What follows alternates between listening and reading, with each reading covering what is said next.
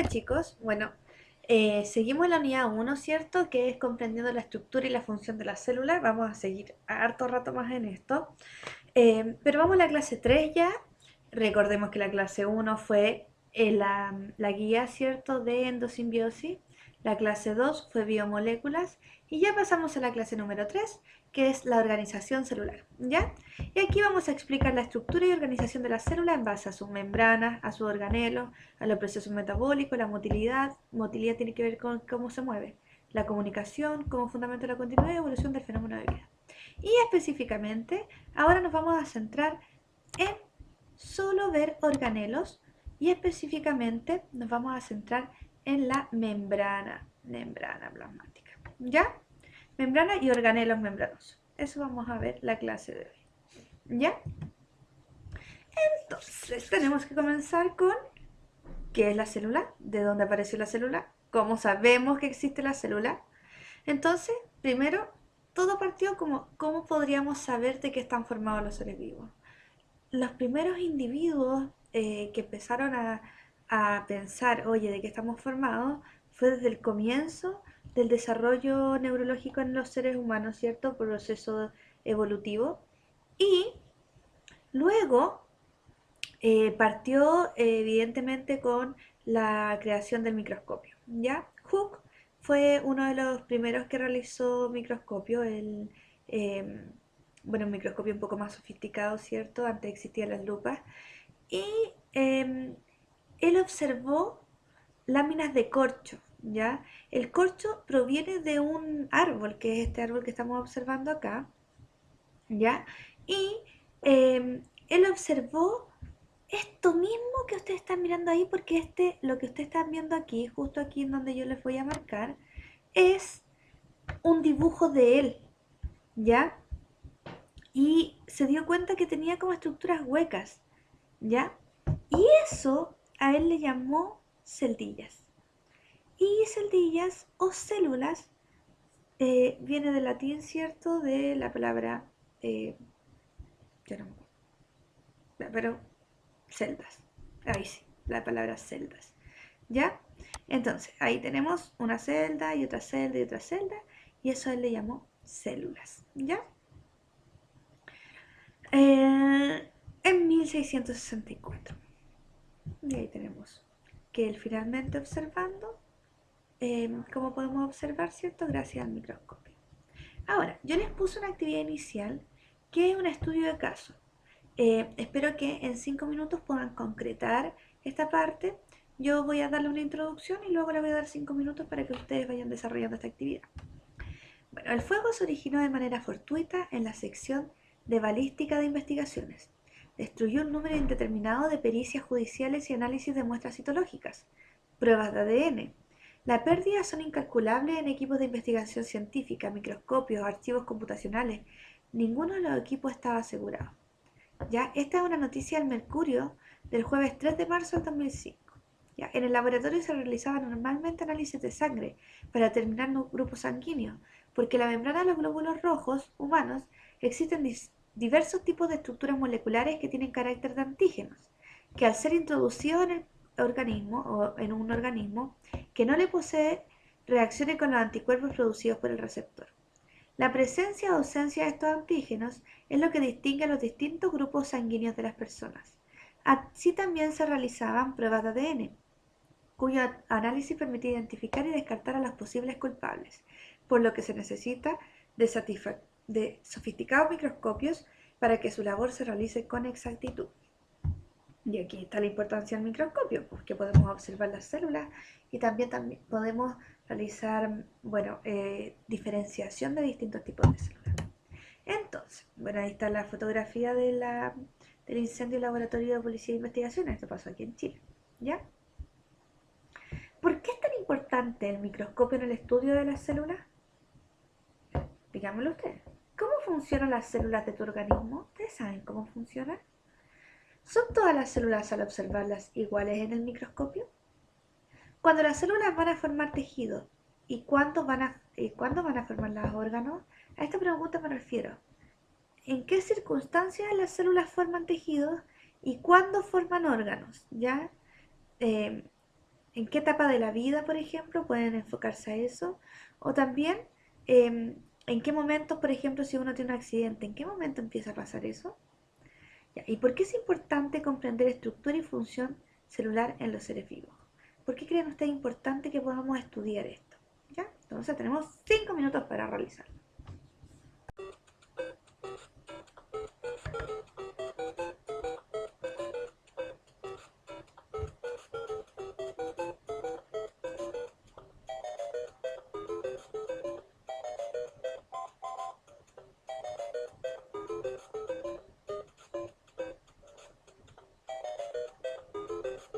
Dos horas después, 8 p.m. y un minuto. Una vez realizada esa actividad, vamos a pasar a el contenido fundamental de esta materia, que es la teoría celular. ¿Ya? Una vez terminada esta unidad, ¿cierto? Vamos a hacer la revisión de la última actividad, perdón, de la primera actividad y de la última actividad para hacer una retroalimentación, ¿ya? Entonces, la teoría celular tiene cuatro características principales, son como sus cuatro postulados, ¿ya? El primero es que todo ser vivo está formado por la célula, ¿ya? Animal, vegetal, bacterias, hongos, todo está formado por la célula. Además, las funciones vitales, ¿cierto?, suceden dentro de la célula. ¿Qué significa eso? Que todo lo que significa nuestro funcionamiento está determinado por el funcionamiento de una célula. O sea, cuando yo digo, hoy me duele la cabeza, hay ahí implicada, por ejemplo, la deshidratación de las células del cerebro. Pero son las células que están haciendo ese funcionamiento, que están funcionando de una u otra forma mal. Tercero, toda célula proviene de una célula anterior. O sea, nosotros sabemos que la materia no se crea ni se destruye, solo se transforma. Ahora, más aún, las células, que son una estructura formada por miles y miles y millones de moléculas, esta tiene que provenir de una preexistente. ¿Ya? ¿Y cómo puede pasar esto de que se forme una célula a partir de otra? Ahora, cada célula, que es el cuarto postulado, contiene toda la información necesaria para el control de sí misma y también para que se pueda reproducir, ¿ya? Y evidentemente vamos a tener distintas células que tienen funciones distintas, y eso lo determina qué parte del material genético es el que se expresa. ¿Por qué? Porque, por ejemplo, todas las células de mi cuerpo, la de la cabeza, la de los pies, la de los riñones, son células que tienen todas el mismo material genético, solo que las del riñón expresa la parte que funciona, por ejemplo, para limpiar la sangre de nuestro cuerpo. La de la cabeza funciona la parte que necesita enviar impulsos y enviar una información. Bueno, y vamos a diferenciar en tipos de organización celular. Las células se diferencian en dos grandes grupos, las células procariontas y las células eucariontas. ¿Ya? Y vamos a ir definiendo cada uno de ellos. Células procariontas. Se caracteriza por no tener núcleo celular, pero no significa que no tenga concentrado el ADN en una zona, a la que le vamos a llamar nucleoide, ¿ya? Eh, pero este ADN está concentrado, ¿cierto? Y distribuido dentro del citoplasma. Ahora, eh, con respecto al ADN de la bacteria, bueno, de las células procariontas, existen dos tipos. El cromosoma bacterial o bacteriano, ya en donde toda la información genética esencial de la vida de la bacteria está contenida en esa única molécula. Es un único cromosoma, ya de doble cadena y circular, como lo pueden observar ustedes aquí, de doble cadena, ¿cierto? Y circular, obviamente está enrollado porque no puede caer así completo, y cerrado por el enlace covalente, ¿ya? No como nuestro ADN, ¿cierto? Que tiene un inicio y un final. Este está cerrado al final, se junta el principio con el final. Ahora, el el plásmido es una estructura genética anexa, ¿ya? Que tiene ADN formado también por una sola molécula circular, pero además hay bacterias que pueden o no pueden tener plásmido, y el plásmido, y eso es para que lo tomen como apuntes por ahí, lo que le permite es tener información anexa, ¿ya? Generalmente, por ejemplo, resistencia a algún antibiótico, resistencia a temperatura, bueno, un sinfín de cosas, pero son características anexas propias de la bacteria, ¿ya? Y por otro lado, el plásmido, cuando estudiemos microorganismos, nos vamos a dar cuenta que pasa de una bacteria a otra. Bueno, tenemos la pared celular, que es una envoltura rígida, está formada por polisacáridos y proteínas que recubre la membrana plasmática de la célula procarionta. Las células procariontas también tienen membrana plasmática que está bajo a la pared celular, que aquí se ve como un rojo un poco más oscuro. Regula la entrada y salida de las sustancias y a veces también se pliega formando estos mesosomas que participan en procesos metabólicos, ¿ya? Como intercambio de sustancias generalmente. También tenemos ribosomas sueltos en el citoplasma que lo que permiten es formar proteínas. Después vamos a profundizar en los ribosomas también. También pueden tener flagelos, pueden tenerlos o pueden no tenerlos. Y los flagelos son prolongaciones ya de la membrana que permiten desplazarse. Cuando yo hablo de prolongaciones, son parte de microfilamentos que se salen de la membrana, ¿ya? Y finalmente tengo las fimbrias, que son estas como pelitos que se pueden observar ahí, que son estructuras cortas que generalmente permiten adherirse a las bacterias a alguna superficie, ¿ya? Ahora unos ejemplos de organismos procariontes, bacterias, tengo las bacterias de raíz, por ejemplo, de las leguminosas, que son bacterias que ayudan a fijar el nitrógeno del suelo y pasarlo a la planta, son bacterias que finalmente ayudan a la planta. Tengo las bacterias de nuestro intestino, que también son bacterias que aportan en el proceso de digestión de nosotros, ¿cierto? Bueno, y de en general los animales. Y también tengo otro tipo de bacterias que también son que tienen algunos efectos dañinos sobre nuestro sistema, ¿cierto? Pero también quería mostrarle que hay bacterias que efectivamente sirven y de hecho la mayor parte del proceso de descomposición y los procesos de obtención de nutrientes del suelo por parte de las plantas están mediadas por nitrógeno, perdón, por bacterias nitroficantes o otro tipo de bacterias o descomponedoras. Ya, vamos a empezar a ver estructuras celulares de la célula eucarionta. Recordemos que célula eucarionta significa célula que tiene núcleo, ¿ya? Vamos a ver entonces, primero, las dos componentes que son comunes, ¿cierto? A la célula procarionta son la membrana plasmática, que es una estructura, ¿cierto?, que permite rodear la célula con el fin principal de generar un contorno celular, ¿ya? Delimitarla. Pero además cumple con la función de transporte al interior y al exterior de la célula. Además, en el interior de la célula está el citoplasma, que es un medio acuoso del interior en donde están los organelos, ¿ya? Y es delimitada finalmente por la membrana plasmática. Y tenemos una estructura fundamental, que es el núcleo, ¿cierto? Que es lo que lo podemos observar aquí. Esta no es la célula, por si acaso. Este es el núcleo, ¿ya? Eh, el núcleo está compuesto por una envoltura nuclear, que es el número 1, ¿ya? Que si se fijan, tiene poros y que se conecta con el retículo endoplasmático que vamos a ver en la siguiente diapositiva. Ahora, tiene poros porque permite el movimiento de moléculas de ADN, específicamente de ARN, del interior del núcleo hacia el exterior, ¿ya? Eh, Tengo el nucleoplasma, que es como el citoplasma de la célula, pero en este caso en el núcleo. El núcleo en el interior, ¿cierto?, tiene un medio acuoso al que le vamos a llamar nucleoplasma. Además tengo un nucleolo, que es esta parte anaranjada que se puede observar acá, que es un sector del núcleo que es más condensado, ¿cierto? Que no tiene membrana y que su función principal es la formación de ribosomas.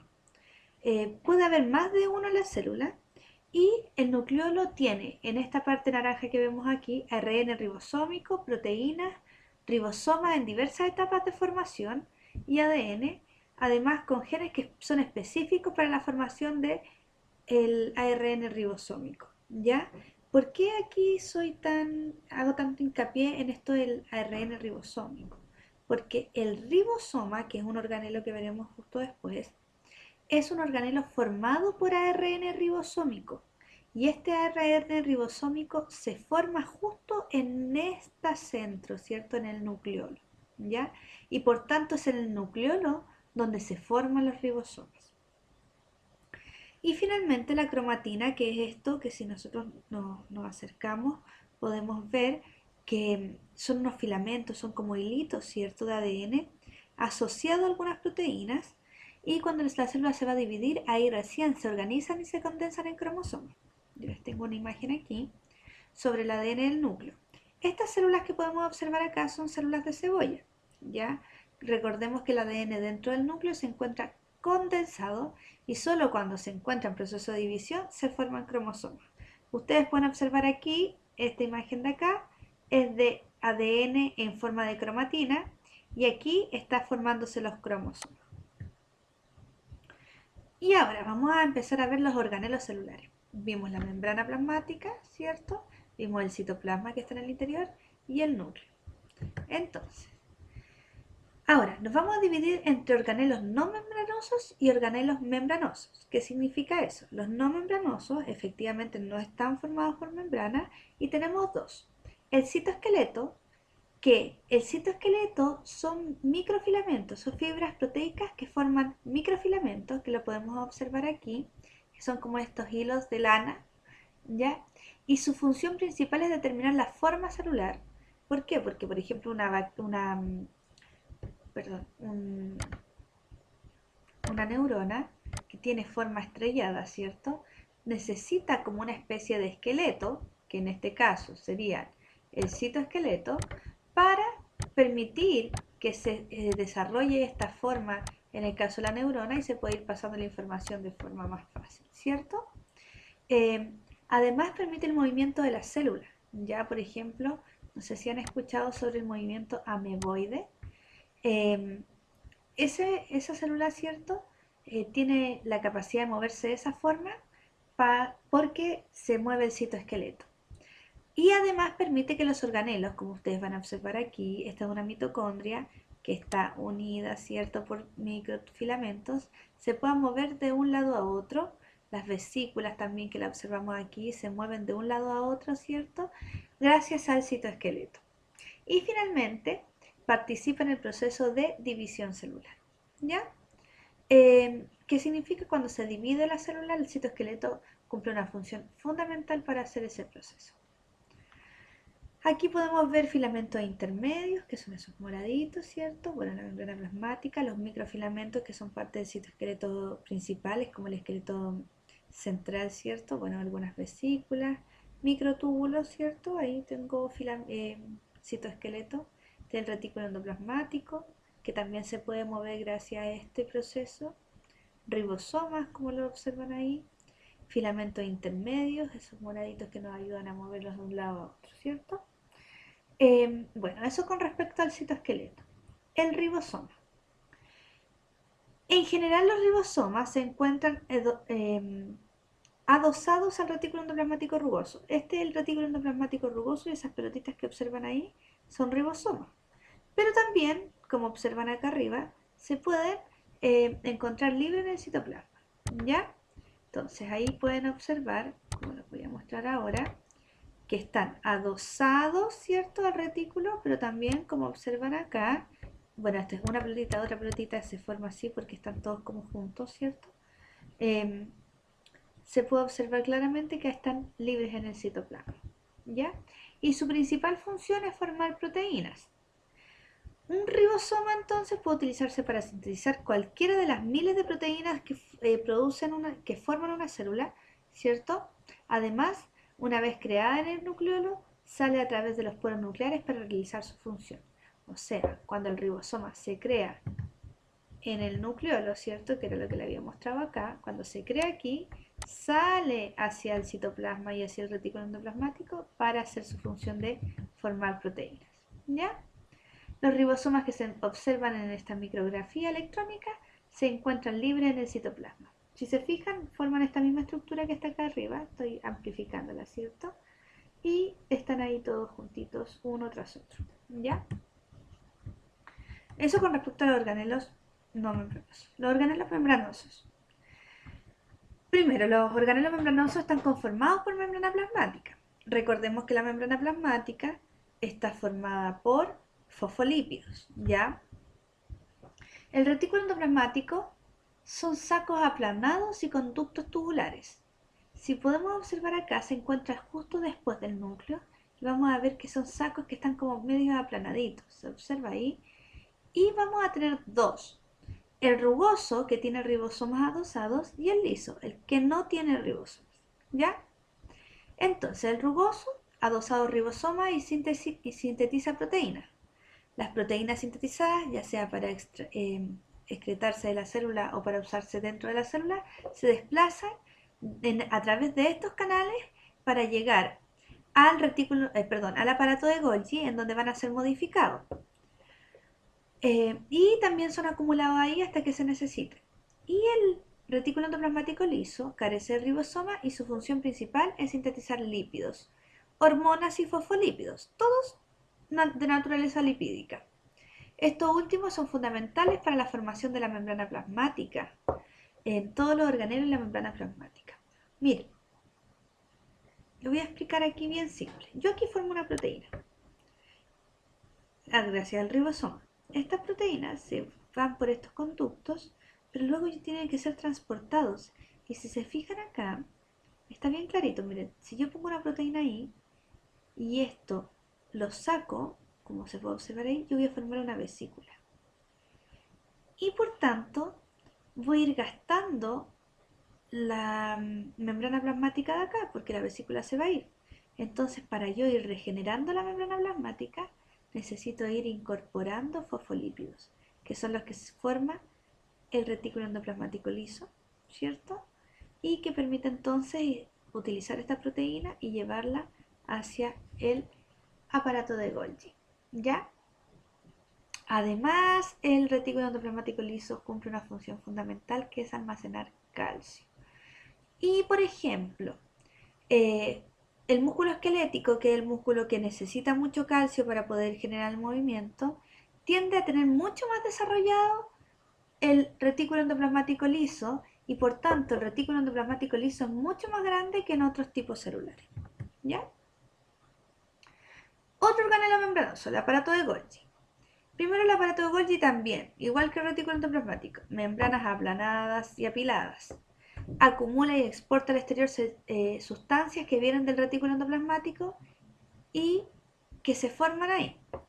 Por ejemplo, proteínas, lípidos, hormonas que vienen del retículo endoplasmático que habíamos observado recién, llegan siempre al aparato de Golgi. ¿Ya? Y el aparato de Golgi modifica, clasifica y empaca esas proteínas y esos lípidos. ¿Ya? Ahora, algo importante. Este es el aparato de Golgi, ¿cierto? Y las vesículas que llevan proteínas del retículo se fusionan con el aparato de Golgi. Es decir, si yo tengo acá el retículo endoplasmático, lo voy a dibujar así. Si tengo el retículo endoplasmático acá y aquí se forma una vesícula con proteínas, llega por este lado, ¿ya? Y luego va a pasar por acá, por acá, por acá y va a salir por este otro lado. Bueno, y a eso le vamos a poner nombre. Región cis, región medial y región trans. Donde recibe la vesícula que viene del retículo endoplasmático le vamos a llamar región cis. La región medial es donde se procesan esas moléculas, ¿cierto? Y la región trans es donde se forman las nuevas vesículas que llevan proteínas ya modificadas y dejan finalmente el aparato de Golgi. Otros órganos membranosos son los lisosomas y las vacuolas, ¿ya? Los lisosomas, como podemos observar ahí, son vesículas, ya que proceden del aparato de Golgi, pero tienen algo particular, que en el interior tienen enzimas hidrolíticas. ¿Qué son las enzimas hidrolíticas? Son enzimas que desintegran lo que sea, rompen lo que sea, ya son como una sustancia tóxica, así como ácido, ya que desintegran generalmente sustancias extrañas. Por ejemplo, los macrófagos, que son linfocitos, esos glóbulos blancos que defienden nuestro cuerpo, tienen muchas lisosomas para poder realizar esta defensa, ¿cierto? Y generalmente digieren partículas extrañas, pero también partículas de alimentos, sea, por ejemplo, una molécula grande, un almidón, ¿cierto?, que tiene que ser digerido, las enzimas hidrolíticas los pueden romper para que puedan ser digeridos luego en el intestino delgado, ¿ya? Hasta microorganismos enteros, ya, por ejemplo, una bacteria la podría desintegrar por completo unos cuantos lisosomas. Y eso también lo veremos en unas siguientes clases. Y finalmente la vacuola. Casi todas las células contienen una o más vacuolas, ¿ya? Se diferencian de los lisosomas porque en su interior, ¿cierto?, pueden tener sustancias de distintos tipos, pero no enzimas hidrolíticas necesariamente. Por ejemplo, está la vacuola alimentaria, que tiene en su interior nutrientes. Está la permanente, que en su interior pueden tener, por ejemplo, veneno. Y está la gran vacuola, que tiene agua, que sirve para generalmente las células vegetales para generar esta turgencia, la presión de turgencia, que sea erguida, ¿cierto?, las células vegetales y puedan ir formando esta estructura que podemos observar como la hoja, ¿ya? La vesícula está conformada por membrana plasmática, como pueden observar aquí. Nosotros vamos a tener una clase especialmente dedicada a membrana plasmática, con sus cabezas hidrofílicas, que significa estas verdes son cabezas hidrofílicas de la membrana plasmática, que lo que hacen es repeler el agua, ¿ya? Con su membrana de doble capa de fosfolípidos, miren, acá tengo un fosfolípido y aquí tengo el otro, por eso es doble. Y las colas lipídicas que pueden observar ustedes en amarillo, ¿cierto?, que lo que hacen es repeler el agua, por eso se juntan hacia el interior. Y por eso se forma esta capa que es tan resistente, pero a la vez, ¿cierto?, es todo gracias a esta unión de las colitas a partir de electroafinidad. ¿Qué significa eso? Que por afinidad, ¿cierto?, porque como repelen el agua, se juntan ahí. Y recuerden que las células están rodeadas de agua, de solución acuosa, y en su interior también tienen agua. De hecho, nosotros los seres vivos somos un 73% de agua. ¿Por qué? Dentro de nuestras células y alrededor de ellas. Y terminamos entonces con la actividad final. Vamos a decir entonces que todos estos organelos membranosos son un complejo sistema de membranas, ¿ya? Y vamos a observar que les muestro aquí un esquema que es muy entretenido. Esto que se observa aquí es el núcleo en el interior. Este es el retículo endoplasmático rugoso, luego el liso, aparato de Golgi, vesículas y esta es la membrana plasmática, ¿ya? Y entonces dice, actividad final. En consideración del siguiente esquema de fabricación y exportación de proteínas, anticuerpos, que son esas como ahí, en la célula determina, antes que todo, tan famoso que está el coronavirus. Los anticuerpos para el coronavirus son proteínas y son creadas a partir del retículo endoplasmático rugoso, específicamente los ribosomas que se encuentran en él. Por tanto, cuando dicen es que esta persona formó anticuerpos, lo que está haciendo es formar proteínas desde el núcleo de sus células, ¿ya? ¿Y de qué están formados los organelos membranosos? Dígamelo usted, ya lo vimos, simple, simple, simple, membranosos. ¿Cómo se forman las vesículas? Esto, evidentemente, ustedes lo pueden observar ahí, pero descríbalo. Difícil, pero descríbalo. ¿Cómo se van formando las vesículas? Y de hecho, yo le aconsejo que haga un dibujito en esa parte. ¿Qué importancia tiene el retículo endoplasmático liso en el proceso de formación de membrana plasmática? ¿Cómo el retículo endoplasmático liso ayuda al proceso de formación de membrana plasmática? Y ahí les voy a pedir que realicen un dibujo según su imaginación, cómo se va formando la membrana plasmática en el retículo endoplasmático liso. Y cómo se relacionan los organelos membranosos entre sí. Organelo membranoso me refiero a retículo endoplasmático rugoso, liso, aparato de Golgi, vesículas, lisosomas, membranas plasmáticas. ¿Cómo se relacionan entre sí? Realizo una explicación, ¿cierto? Utilizando un ejemplo, utilizando el ejemplo que se observa en el esquema. Eso, chicos. Para terminar, ya va a ser costumbre esto, que en base a lo aprendido digan, ¿qué palabra le queda más aquí? O sea, esto tiene que hacerlo de inmediato, una vez que terminó y que está pensando, está escuchándome, piense, ¿qué palabra es la primera que se le viene después de esta clase? Escríbala ahí rápidamente. ¿Qué idea en base a esa palabra? Y finalmente, elabore una frase en relación a la idea de esa palabra. ¿Por qué esto es un ejercicio de metacognición? ¿A qué nos ayuda? A entender qué es efectivamente lo que se nos queda en el cerebro, ¿ya?